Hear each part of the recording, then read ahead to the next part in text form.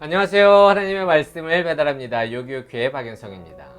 잠깐 광고 드리겠습니다. 여러분들 태백 삼척 선교에 많은 관심과 참여 부탁드립니다. 우리 올해에 선교의 마음을 갖고 하나님 나라의 확장을 위해서 헌신하는 자들이 되기를 진심으로 소망합니다. 오늘 묵상할 본문은 고린도후서 3장 1절에서 11절까지의 말씀인데요. 제가 1절부터 3절까지 봉독하고 함께 묵상하도록 하겠습니다. 우리가 다시 자천하기를 시작하겠느냐? 우리가 어찌 어떤 사람처럼 추천서를 너희에게 붙이거나 혹은 너희에게 받거나 할 필요가 있느냐? 너희는 우리의 편지라 우리 마음에 썼고 못사람이 알고 읽는 바라. 너희는 우리로 말미암아 나타난 그리스도의 편지니 이는 먹으로 쓴 것이 아니요 오직 살아계신 하나님의 영으로 쓴 것이며 또 돌판에 쓴 것이 아니요 오직 육의 마음판에 쓴 것이라. 오늘 이야기는 고린도 교회에 들어온 바울의 대적자들, 즉 거짓 사도들이 유대주의자들이 써준 추천서를 내밀면서 자신들이 진짜 사도이다 라고 주장을 했고요. 추천서가 없는 바울을 향해서는 사도직을 부정했습니다. 후견인 제도가 만연했던 당시의 추천서는요, 당사자를 신뢰할 만한 근거로서 도움을 얻을 때, 환대를 받을 때, 고용을 할 때, 후원을 얻을 때 그런 데 사용하는 아주 중요한 근거가 되었습니다. 그런데 바울은요, 일반적인 추천서가 없었고요.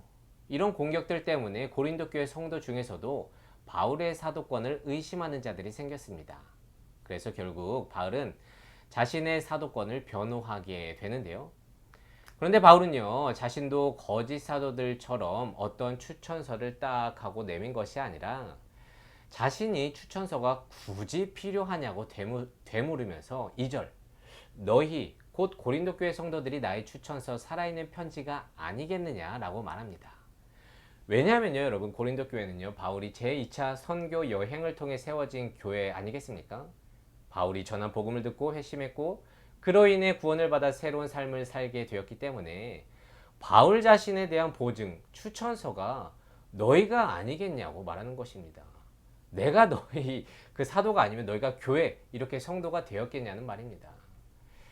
이전에 미국에서 살다 온 친구가 취업 준비를 하고 있었는데요. 남들은 뭐 토익이다 토플이다 5점 10점을 올리기 위해서 열심히 노력하고 있는데 그 친구는 아무것도 안 하는 거예요. 그래서 야, 너는 자격증 준비를 안 하냐? 라고 물어본 적이 있습니다. 그러자 그 친구가 야, 나한테 그런 자격증을 요구할 필요가 없지 않겠느냐? 라고 말하면서 실제 회사에서도요, 그의 이력과 대화를 통해서 자격증을 절대로 요구하지 않았습니다. 왜냐하면 거기서 다 증거가 되기 때문이죠. 저 또한 종로에서 일본어 강사를 한 적이 있는데요. 단지 면접에서 자기소개 한번 하고요, 바로 일을 할 수가 있었습니다. 이것들이 무엇을 말하겠습니까? 나를 증명하는 것은요, 그와 관련된 결과로서 드러낼 수 있다는 거예요. 드러난다는 거예요. 바울에게도 자신의 사도직을 변호하고 자신을 증명하게 하는 것은 복음으로 변한 고린도 교회라는 그 열매, 그 새로운 삶을 사는 성도들이 그 결과로서 드러난다는 것이죠. 그러면서 3절과 같이 너희는 먹으로 쓴 편지가 아니라 오직 살아계신 하나님의 영으로 쓴 것이며 돌판이 아니라 육의 마음판에 쓴 거라고 말하고 있습니다.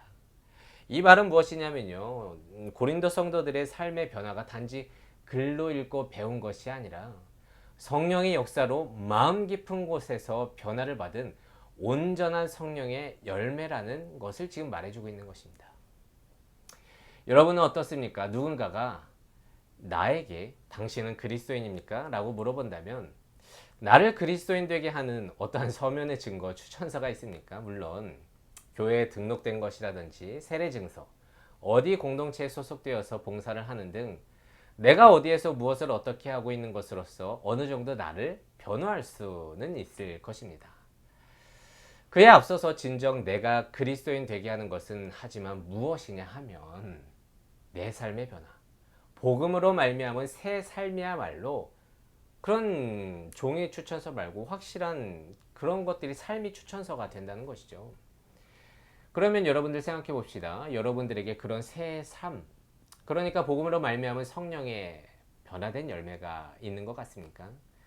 예를 들면 말씀 때문에 이전에는 하기 싫었던 것들이 하나님 때문에 기꺼이 순종하고 있는 모습들 말입니다. 옛 모습은 없어지고 복음으로 말미암은 새 모습, 새 삶을 말하는 것입니다. 여러분들 성령이 임하고 성령과 동행하는 자들은요, 바울이 변한 것처럼, 고린도 교회들도 변한 것처럼 우리도 주의 사람으로 새 생명 얻어 변하게 되어 있습니다. 그리고 새로운 삶의 그 모습, 그 성령의 열매가 내가 그리스도인이라고 하는 증거, 추천서가 될 텐데요. 부디 여러분들에게도 이 추천서가 되는 새 삶의 모습이 있기를 진심으로 소망합니다. 그래서 오늘은 이런 질문을 하며 나의 신앙을 돌아보기를 원하는데요. 나는 그리스도인이 되고 나서 옛 자아와 비교할 때 무엇이 제일 변한 것 같습니까? 내 삶의 성령의 열매는 무엇인지 한번 생각해 보고요. 그 삶의 추천서를 갖고 오늘도 당당하게 그리스도인으로서 살아내는 여러분들이 되시기를 진심으로 소망합니다.